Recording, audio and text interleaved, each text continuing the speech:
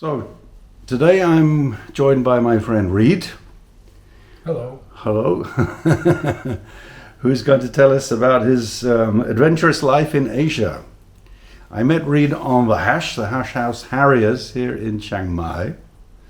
And Reed has also got a long history of running with the Hash House Harriers.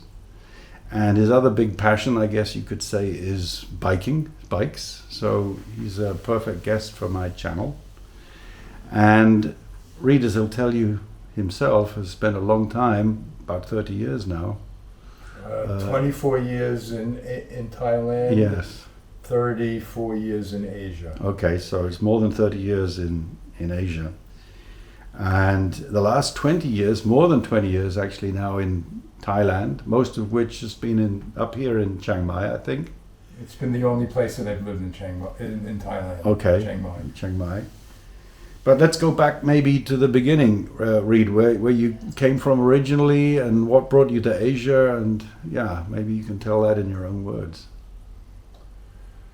Well, what brought me to Asia was economic reasons. I was a fur manufacturer in New York City, family business, and in 1987 with the stock market crash, the industry went into the shithole. Can I use bad words? Sure, I think you can. I don't think YouTube started censoring that yet. It went into a death spiral. And all the manufacturing was moving to the Far East, so I moved as a manufacturer to the Far East. But the industry just got weaker and weaker, and I needed some other source of income. And through motorcycles, I became a photographer and writer. Where did you go first? You were in New York originally. That's where you had your fur business. Yeah, I lived my whole adult life in New York City. Okay. So you went from New York to Hong Kong. New York to Hong Kong in 1990, and I lived in Hong Kong for 5 years. Had you been there before on like vacation? I used to go to Hong Kong for business, okay, for exhibitions, so I was familiar with the place. So it wasn't like a huge culture shock for you? No, I knew what was going on. I knew the players in the business. However, the exhibitions I went to were always in the winter time, and when I got off the plane in Hong Kong for the first time permanently, I almost turned around and went back on the plane because the weather was so hot and humid. I just could not believe it. I wasn't prepared. But you get used to it. Okay, you told me a funny story, I guess, how when you first relocated to Hong Kong and you packed your container. When I knew I was going to make the move to Hong Kong, I rented an apartment, and I filled a shipping container with my household goods. And in the shipping container, I put in a brand new Harley Davidson for some reason that I still wonder why, and literally changed my life. Premonition, maybe. I mean, you knew. I mean, you didn't know at the time, but as it worked out, it was a good decision. It was a very good decision. Yeah. Yes. So you had a brand new Harley arrived at the docks in Hong Kong. Yes, and then I got a big. You can ship anything to Hong Kong duty free.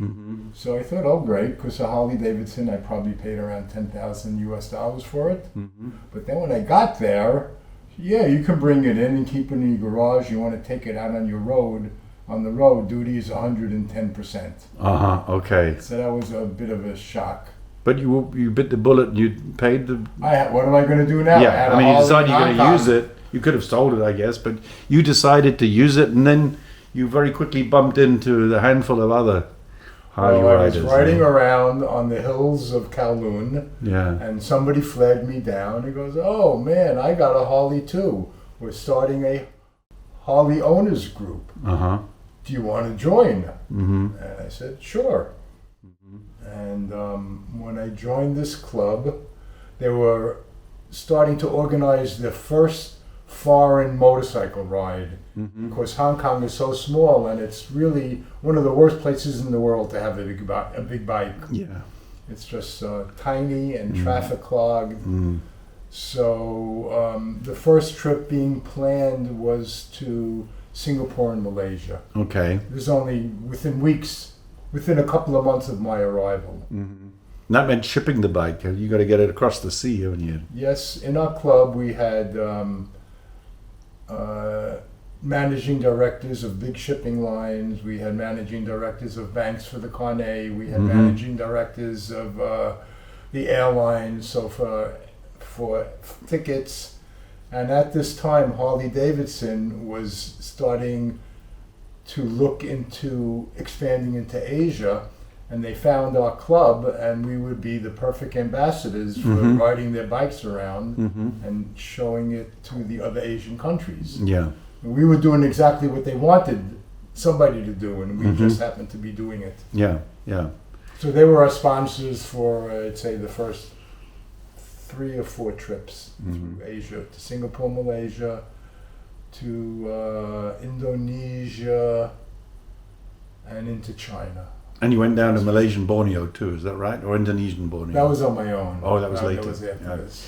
And you were, like you said, China, mainland China. You must have been from anywhere, including Hong Kong. Some of the first foreigners, foreign non-ethnic Chinese anyway, going up into China, and especially, on a big bike at the time. Is that right? In the 1990s, it was. This was, I guess, in early '92. I think 91 or '92. We first went into China, and tourism was not developed. It was all, I guess, business travel in China at this time. There's no real tourism for. I guess there was tourism to a very limited degree, and.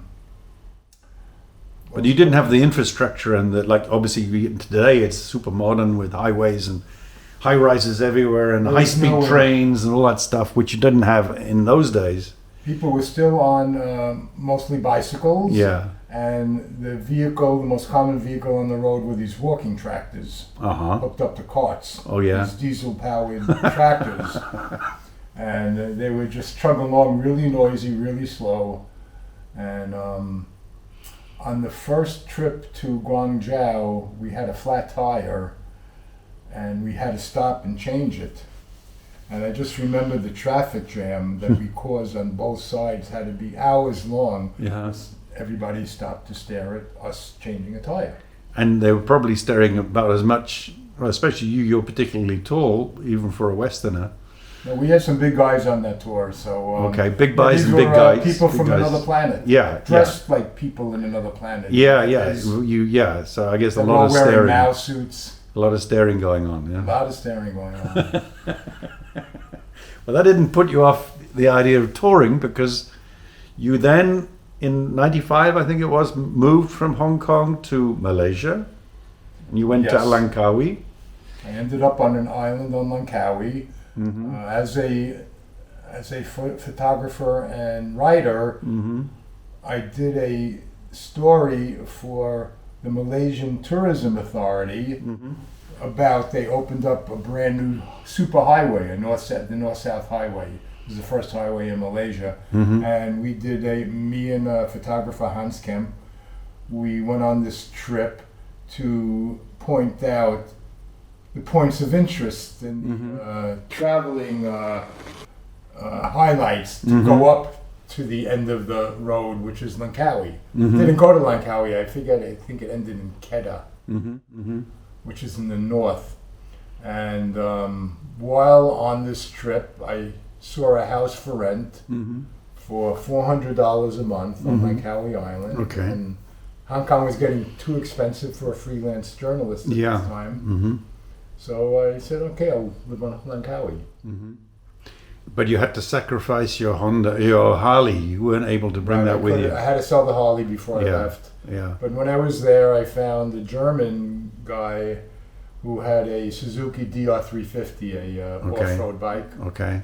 Kickstart. And I put a lot of miles on that bike. Then I started touring around southern Thailand, and because Malaysia is considered West Malaysia, and East Malaysia is Borneo, Sarawak and Sabah. I was able to easily bring my bike into Sarawak and Sabah on Borneo, so I started doing touring through there as well. When I look at the map, it looks like it's quite a big sea journey to go It across is, to you that. know, you had to ship the bike. But it was Did you go with the something a bike? lot of people did because you have Malaysian citizens on East Malaysia and West Malaysia shipping bikes Yeah, and but everything. there's control. I know because I looked at the prospect of living there myself before I came to Thailand, and it's in some ways easier for a foreigner to go and live on in Sarawak and Sabah than it is for a Malaysian from the main peninsula because they control immigration from the peninsula.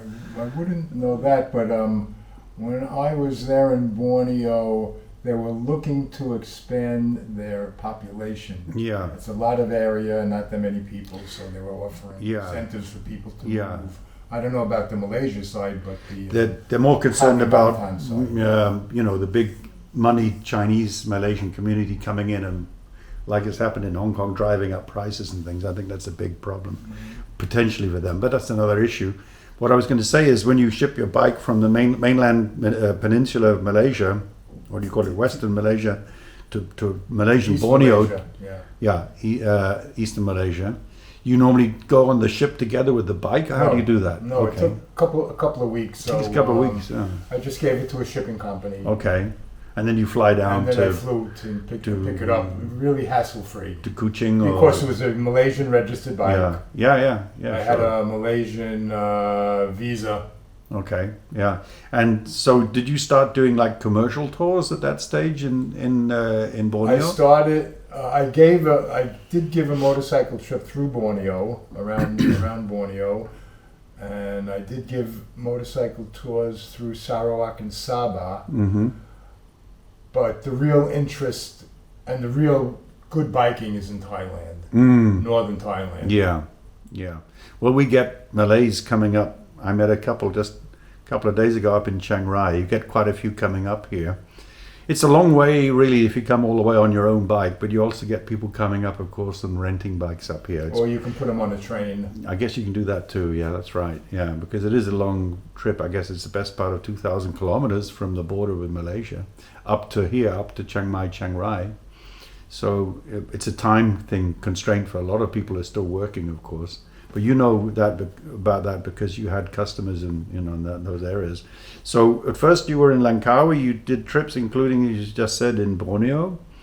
And then I wanted to relocate. Langkawi wasn't the best place to start a motorcycle business. So one of my partners was in KL, and we moved the operation down to KL, Kuala Lumpur, and then it just worked out that all the business interest, all the touring interest was in North Thailand. So I said, what the hell, I might as well start the business up here. Okay, that was more than 20 years ago now, is it right? The year 2000. Okay, so it's 23, 24 years. We're in the 24th year now, as it were. So you moved from, and what about culturally? That's quite a big difference too, isn't it? Between living in Malaysia and living in Langkawi and living up here. Very different. You have a Muslim country compared to a Buddhist country. Yeah. Muslim country, everything is very tightly controlled. The press is controlled. Television's controlled. I found Malaysia to be very boring. They have lost their cultural identity.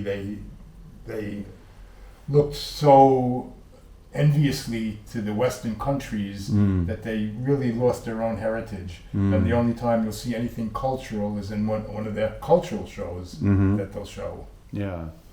And I found mostly the food was very boring and nondescript. Outside of Kuala Lumpur, a couple of places in KL and Malaysia have good food. I must say, what I personally do like about Malaysia and also the food is the Indian influence. Places like Penang have got a big, indigenous, ethnic Indian community, and there's some great curry. Oh, they have great food, but in general, if you're outside of Penang or KL or what's the name, the Portuguese place? Malacca. Malacca. Which is an interesting little place, actually, I think. Yeah. So except for a handful of places, the food is very nondescript and boring. Yeah, it's a little bit bland. And when you're on a motorcycle tour, so you're going to all these little places. But coming to hashing for a second, because we both indulge in that occasionally at least, as we both are very aware, it started in Malaysia, or Malaya as it was in those days, in the colonial days of the 1930s. 1938. 1938, before the war.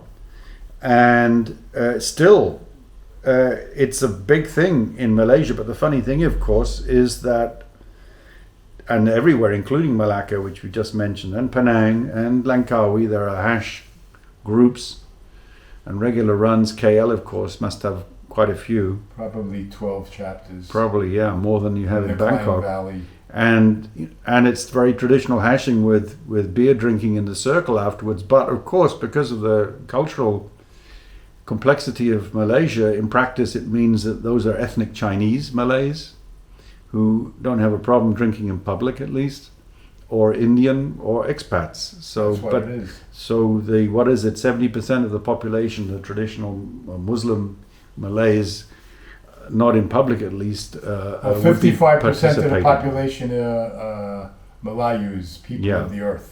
Yes. And they control Bumba the Putra. economy and Bumiputras. Yeah. And so they control the economy and the government. Yes. But they're only 55%. I thought it was bigger than that. But okay, but it's still a majority, but you won't find them purely, because of the alcohol connection with hashing, the beer drinking. You only get the lapsed Muslims who no longer follow their religion. Yeah. I was with some lapsed Sikhs on Penang doing a couple of hashes, and they explained to me that if they were real Sikhs and proper Sikhs, they wouldn't be drinking beer either. But they were, like the lapsed Muslims, they were lapsed Sikhs.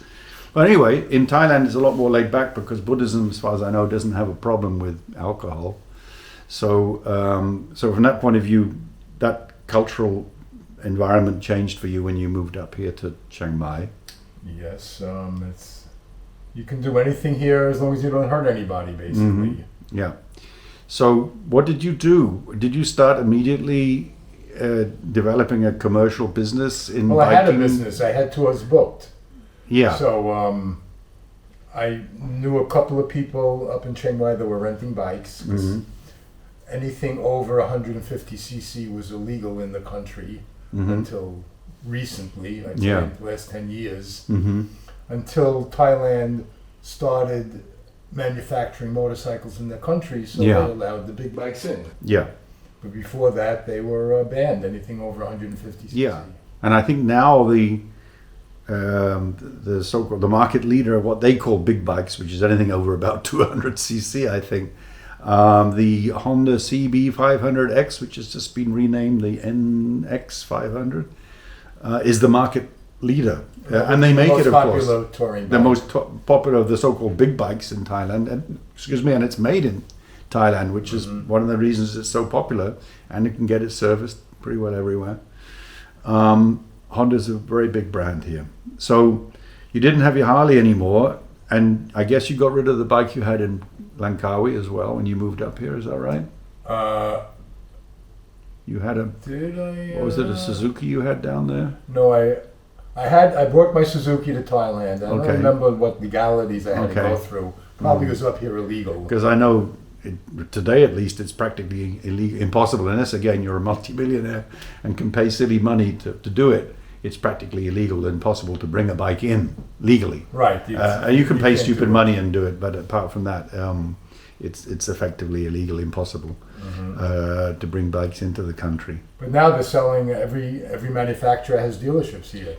Some much more bigger and more than others, of course. There's a Harley dealer, there's a BMW dealer, sure, Ducati is here. Yeah, so but what about your Harley days? Did they finish back in Hong Kong? Or once you start doing motorcycle touring and discover the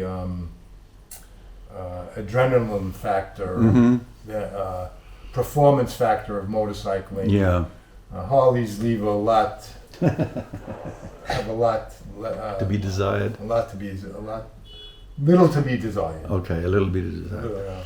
Yeah, and then I guess people say, I've never ridden one, I'd like to one day, but people say that they are perfect for those big, wide, straight American roads. And which so I don't have here. Which you don't really have here, and you don't necessarily want either, because the sort of touring we like to do up here is on those twisty mountain roads and so on. You don't have highways in Thailand. Well, yeah, and they're not much fun to ride, even if you've got a big bike.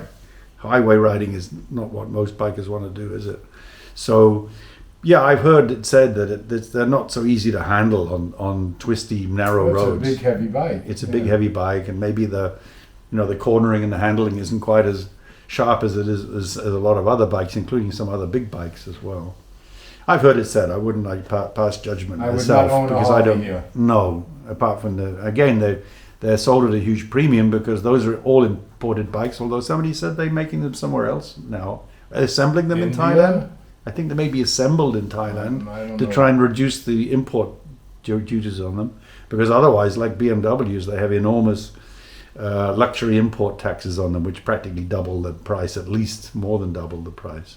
Harley riders in Hong Kong are not interested in performance or handling. They're just interested in the lifestyle. Yeah, the aesthetics or whatever. Lifestyle, exactly. I think feeling I have here with Thai, when I've seen Thai Harley riders again, for me it's a lot of it is a sort of Instagram scene. It's about having the right bike, all nice and shiny and polished, and taking the right Instagram photos with it. And they're little guys, and they feel like they have, it makes them big to be riding a big bike. Yeah, exactly. But they don't put in big mileage because they don't do those big tours on them. I mean, I think it's obviously there's an element of status symbol involved because of the fact that they are premium bikes anywhere, including here, especially here, because of the extra costs involved. You either love them or hate them. No, well, I don't have a strong feeling one way or the other. They look very beautiful, a lot of them, but I've never ridden one. I'm sure if you've got nothing else to do, they keep you busy. If you've got a lot of chrome on them, they keep you busy polishing them, that's for sure. This is a funny story about a Harley with chrome in Hong Kong. The rich people in Hong Kong have armors, maids. Yes. And guy just got a new Harley and he chromed everything up. And he told his ama to clean the bike for him. And she cleaned it with steel wool and wool. Yeah. Put a little patina. The first time. Put a patina on it, I think. I scratched it all up. Just cleaned all the chrome on the bike.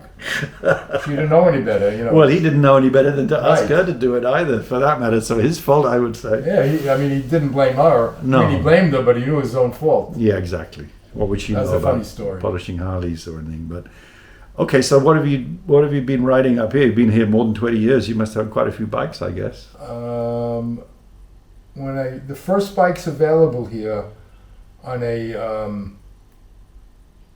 volume basis was the Kawasaki KLR 250. Okay. So I had a bunch of those. Mm-hmm. The second big bike that was available in large quantities was the Honda 500. CB500X or whatever.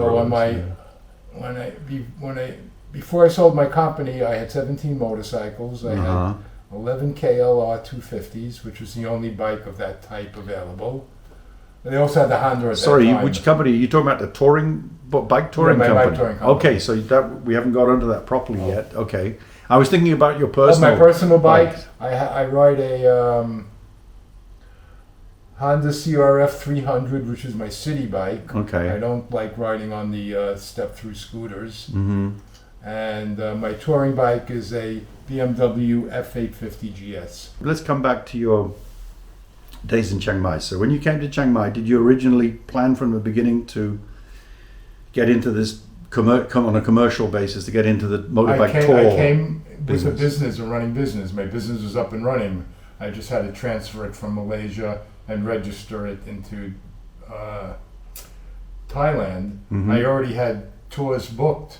It was just a change of venue. Oh, I see. So from down in Malaysia, you're already doing tours in northern Thailand. Right. But offering them from your place in Malaysia. Right. It's on the internet. It doesn't matter where I am. No, well, unless you need to be there for some reason to meet the people and so on. There was very little interest in touring around Malaysia on a motorcycle. No, I get it. I get it. Thailand. But what did when you say you had the tour company? But did you have then a garage full of bikes that you were? No, I had to start building up a fleet. Yeah. So okay. So what happened when you came up to Chiang Mai? You started your. So you were officially working here, I guess. Is that right? I had a work permit. We could talk about that because we know that.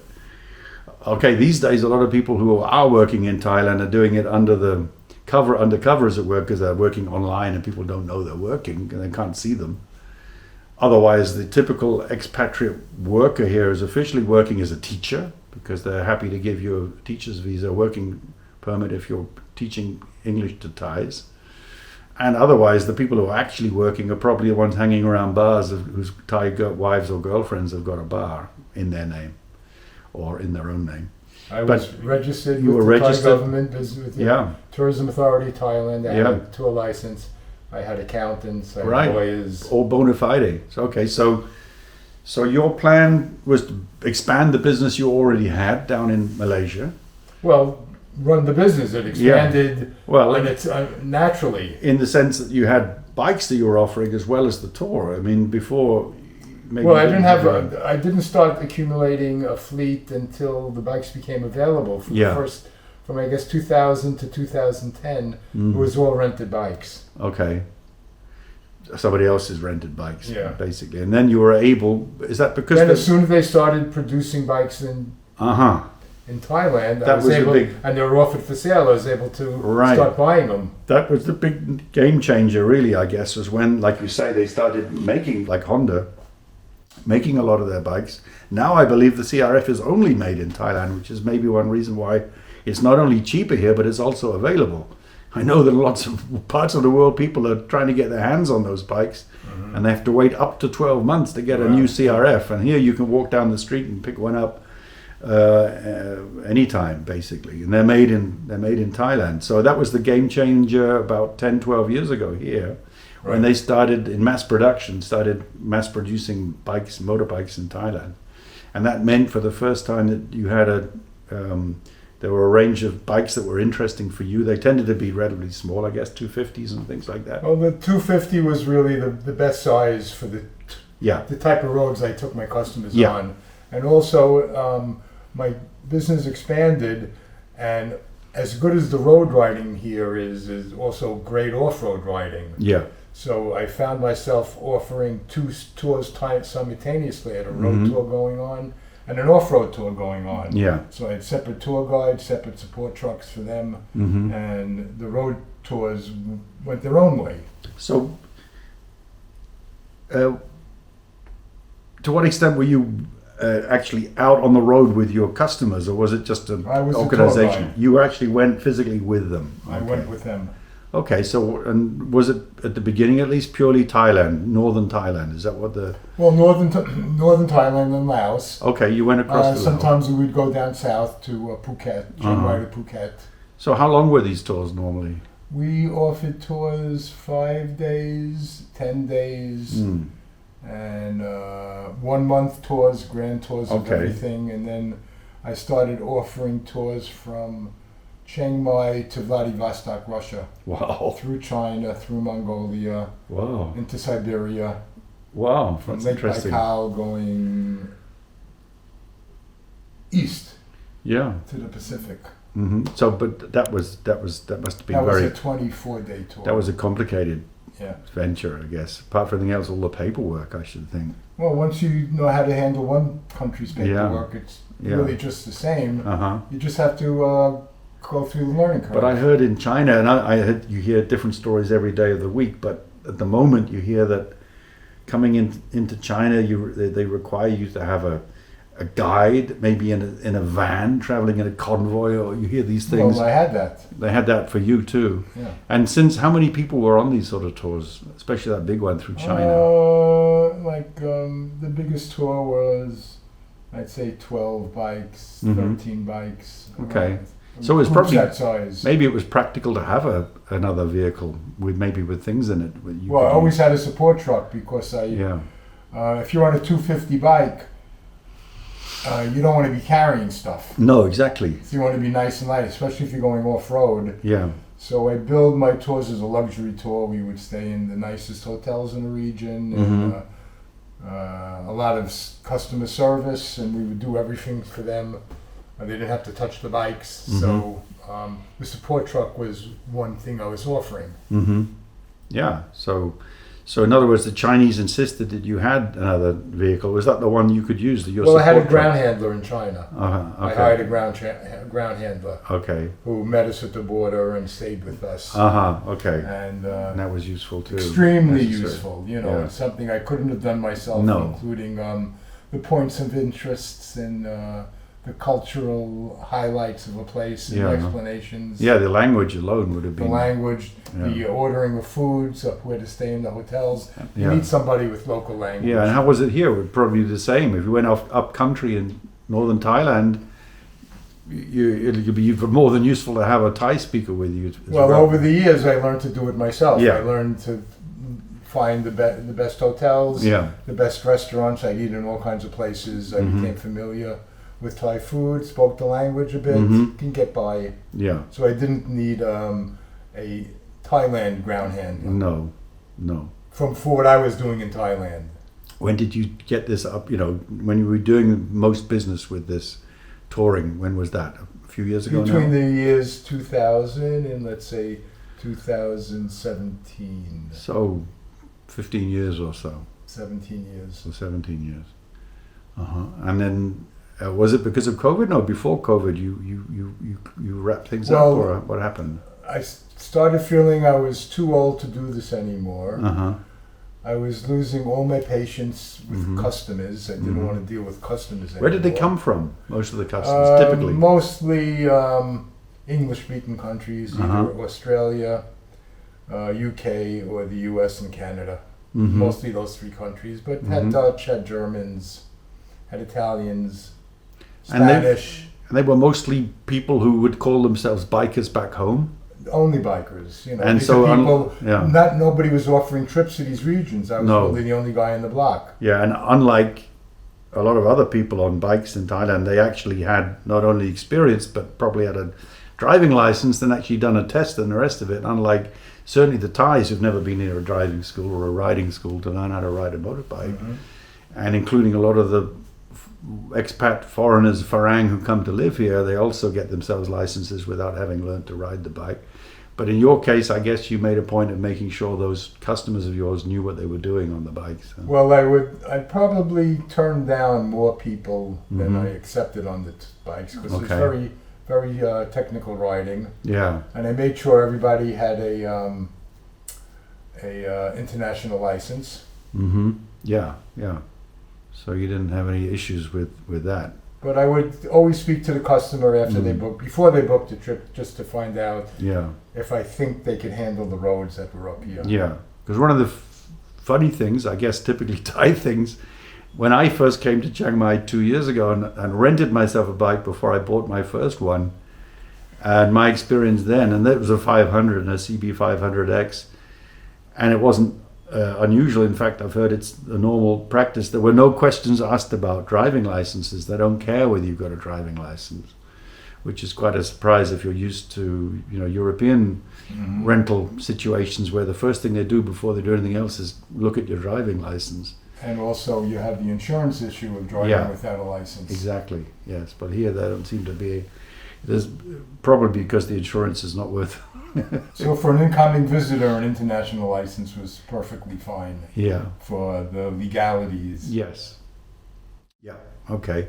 So you began to feel in 2017 it was you didn't have the patience you used to have.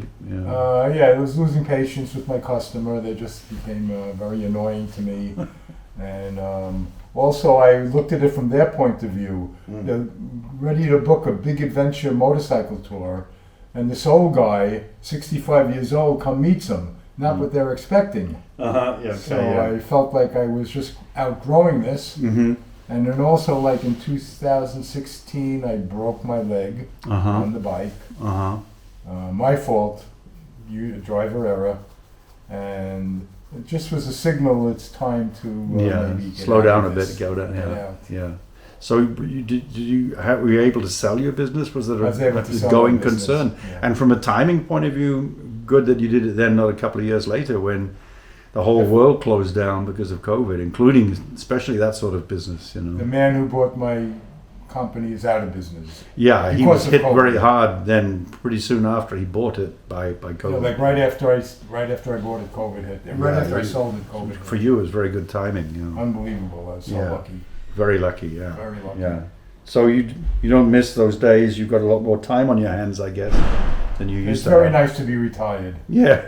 in Thailand. Yeah. Yeah. I get it. I agree with you.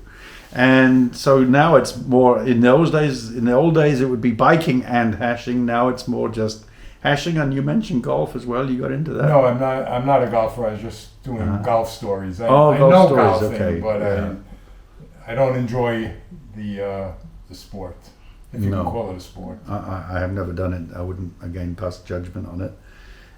Okay. They were paying me for my golfing stories. Well, so that's they right. Sent it, they sent it. What are golfing stories? What sort of stories can you tell about? Well, golf? I contributed a lot of motorcycle trips stories to the Wall Street Journal. Yeah. And the Asian Wall Street Journal. Yeah. And they became friendly with the editor Mm-hmm. over time. And he said, "Hey, we need golfing stories. When you go to these places, if there's any interesting golf courses, Oh, okay. give us a story on that." Mm-hmm. Mm-hmm. So that's how I became Okay. the golfing correspondent for the Okay. Wall Street Journal. Uh-huh. And you don't, like you don't need to be a great aficionado of golf in order to I write understand the stuff that- game. I played it Yeah. a bit. Okay. You know enough to be able to make I sense. know enough about it to write about it, to know the finer points of a golf course. Okay. Just something I don't enjoy Yeah. as a pastime. Yeah. That's fine. That's okay. There's plenty of other things to do here in Thailand, but apart from playing golf. So, and it's hashing. How often do you do that? In there? How many? There's Well, the I was, Thursday hash, the Saturday hash. There's 2 on Monday. There's 4 or 5. I just in stay China. on the Monday gentleman's hash Yeah. and the Thursday happy hash. Yeah. And just twice a week is enough. That's enough, I need yeah. a break in between. Yeah, that's all right. That's where we met on the Thursday hash. And if yeah. you start going to all the hashes, you have to start becoming hares for all the hashes. Yeah, And it starts that's taking right. over your life. Yeah, exactly. Yeah, yeah. And I'm up in Chiang Rai where we only have one regular run a month, which is even I can handle that normally. So yeah, great. Okay. Well, it was very interesting talking and reminiscing and going over that life story of yours, and pretty unusual, I should think, especially with the sort of Hong Kong and the Malaysian. Yeah, very, Angle as very well. unusual. Yeah, because a lot of people just come to Thailand. They've never really been anywhere else in Asia. So just coming back again, we talked about the difference between. Have you been back to Hong Kong much recently? A couple of times. Yeah, I wouldn't go anymore. All my friends Yeah. that I had there now left. a lot of them would have left over the years. Yeah, and I think we agree from a biking point of view. This is the place to be. But I still go into China Yeah. often Yeah. on a bike. I really enjoy Okay, motorcycling So in what? China. That's interesting. So do you go right from here to like Luang Prabang is more or less due east from here? Is that the way you go? Chiang Kong, Luang Prabang, Go up which to, goes on, not Luang Prabang. or do you go to Vientiane down to the Scout? No. I forget the map in my head, Mhm. but sort of central Laos. There's a road that goes to the China border. Okay. And how is that? Not Luang Have you, Prabang. have you been recently into China from Laos? I haven't been into China since I've been back after COVID. Okay, so you haven't been since COVID, and before COVID, it was not a difficult thing to do. I had all the contacts. Okay, and you still got And them. my China tours were very popular. I Yeah. think I offered 24-day tours in China, which Yeah. was that kept them. They were booked all the time. And that was the route that your people And that was took. just great biking, Yeah. great everything. Yeah, I'd like to do that as well. That would be interesting to me. And we stayed in Western China, Yeah, yeah. Kunming, Yeah. The provinces, Shangri-La. those are the provinces neighboring Laos. So the first places you get to in China when you go from Laos. Kunming I is- forget the Kunming is- name of that. Yeah, Kunming. I think that's where I know that the Luang Prabang train comes from Kunming. Mhm. The new train, the new railway track that the Chinese have built, not only into Laos but through Laos, goes down from Luang Prabang to Vientiane. But if you go on the Mekong, the boat, Mm.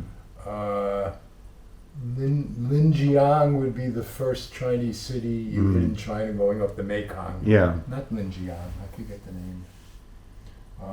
You used to be able to take a boat from Chiang in Thailand up to the city. Up to the Chinese border on the I Mekong? forget the name of it. I didn't know. It's interesting. As a tourist. I as a tourist. understand. Yeah. Well, that's something I've got to think about doing myself in future with the bike. But I just looked it up that boat trip doesn't exist anymore. Yeah, well, a lot of those sort of things were wiped out by COVID anyway. Unfortunately, yeah. It started with an L. The city started with an L. Nice city. Yeah, I've never been up there, but that's definitely on my list of things to do. Great. Well, Reed, thanks a lot again. Okay, thank you for listening. There's nobody else's, is it?